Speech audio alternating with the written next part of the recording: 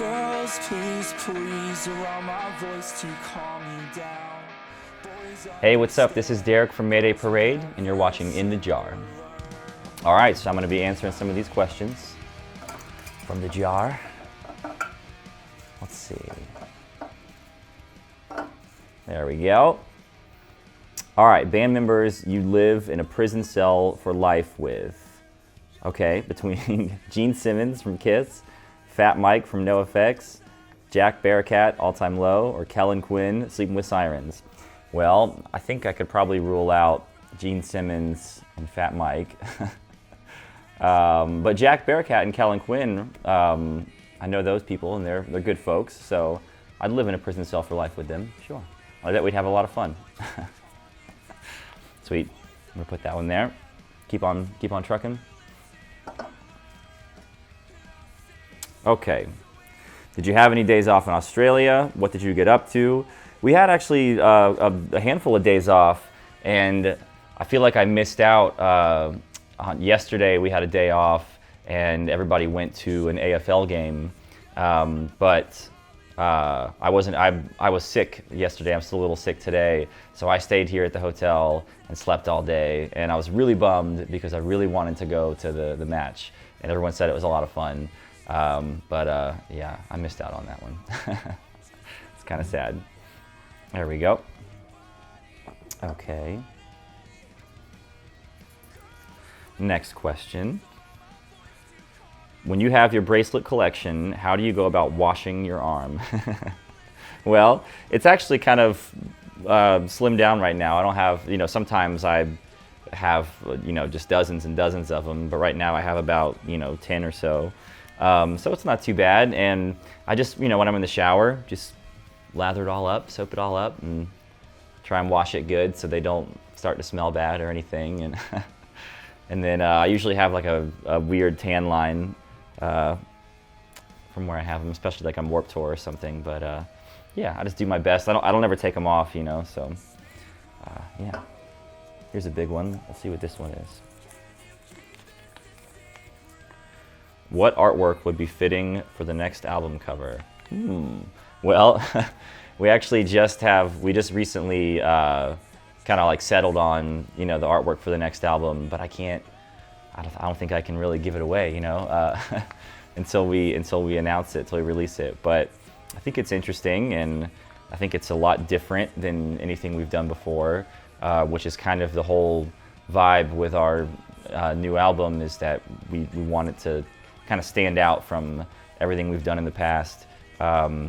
So I think it goes along with that pretty well. But yeah, hopefully you guys like it when you see it. Do you expect a cartoon style? Well, not really for the cover. We haven't done like the inside yet, and all that. Or I haven't seen it yet.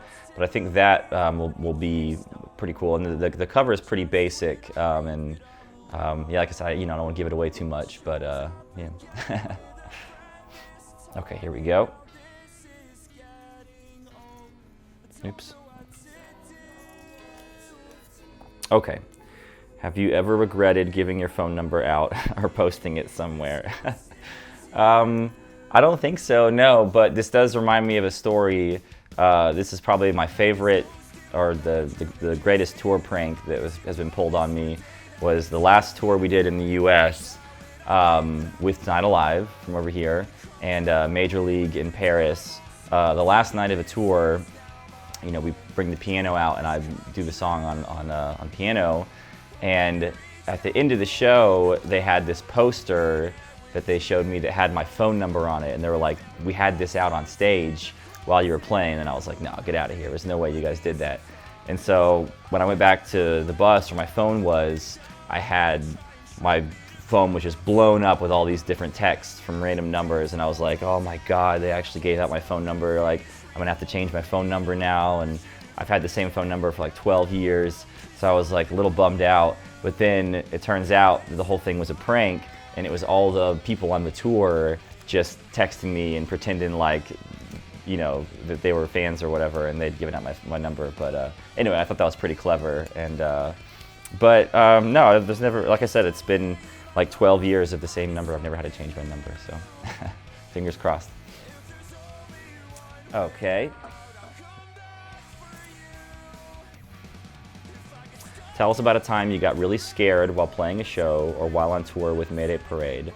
I think the scariest part of playing any show for me was when we bring out the piano and I do either Miserable at Best or Stay or Terrible Things or any of the piano songs, because I feel like the worst that could happen during any other song is I mess up some lyrics or whatever, but the song continues, the show goes on, but I get nervous doing the piano stuff because there's so much that could go wrong, and it's just, if I mess up, then the whole thing stops. And there's been plenty of times where like the sustain pedal won't be plugged in for the piano, or the piano will shut off in the middle of a song and the keyboard, or like my microphone and the microphone stand will start to like drop down while I'm playing, so I'm having a hard time I feel like there's just so many like factors and things that could go wrong, and a lot of those things have happened, so I get nervous about the piano song. Yeah.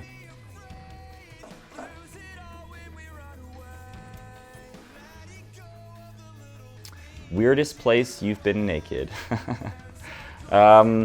Well, I used to, this has been a while, I used to have a habit of streaking. I used to love streaking, which I assume you guys know what this is, running around naked, but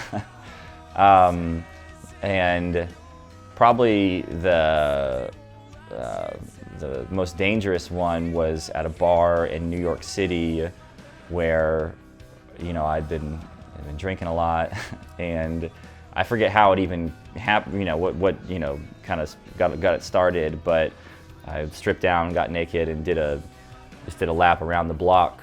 But there's cars driving by and whatnot, and I think there's actually film of that incident. But anyway, yeah, it's been a while. I don't do it much anymore, but I used to really enjoy streaking for whatever reason. But it's I feel like what sucks is that it's like, if you were to get like caught or arrested, it's kind of a big deal, and I think you'd be put on like a sex offender list or whatever, which I think is kind of silly. I mean, just being naked, it's not a big deal, but anyway. Okay, what can you tell us about the next record? It was said that you wanted this record to be a bit different. In what way will it be different from the other records? Yeah, well, that's pretty much the majority of it. It was, it's always interesting. Every record always, feels important, but this one, with it being our 5th album and being, it's going to come out right whenever we hit 10 years as a band, we felt like was a great opportunity to really kind of do something different. I think a lot of us felt like our previous album, Monsters in the Closet, sounded a bit too much like other stuff we had done before. I mean, we didn't want to get in a pattern of just kind of making the same kind of record over and over again. So with this record, we wanted to branch out a little bit and make it stand out. We went with a producer, a new producer, Mike Sapone, and that was a tough decision for us because we had done the majority of our records with Zach and Ken in Atlanta, and we loved those guys, and it was really hard, making that choice. But we felt like maybe we were a bit too comfortable with them, and we wanted to, just try something new. And but that being said, it's not, I'd like to think that it's not, completely out of the blue, like different. Like we tried to kind of build on everything we've done before, and there are some songs that feel kind of like standard Mayday Parade songs, but then there's a lot of songs that are, some new ground for us, and we tried out a lot of things we never tried before, and just in general tried to keep it a little more raw and natural sounding, a little less polished and whatnot. Yeah, so that's, hopefully I'm really excited. I'm kind of nervous, but I'm excited to see what people think when it comes out.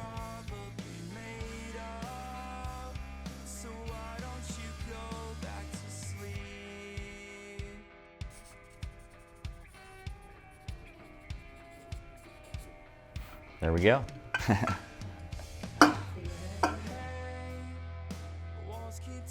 Missed, and it went right into his thumb, and it almost cut his thumb off. And yeah, he did go to the hospital and get it all set back. It was a great time, though. Great trip.